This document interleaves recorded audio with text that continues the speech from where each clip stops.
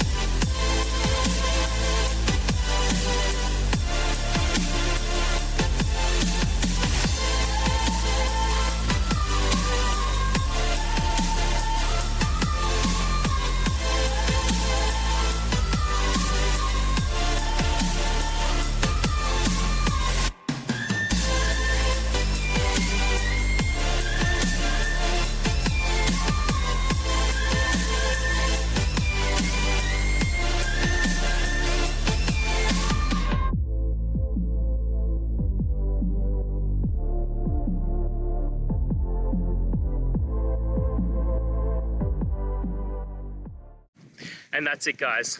We've gone through your question, hopefully found that solution you're looking for.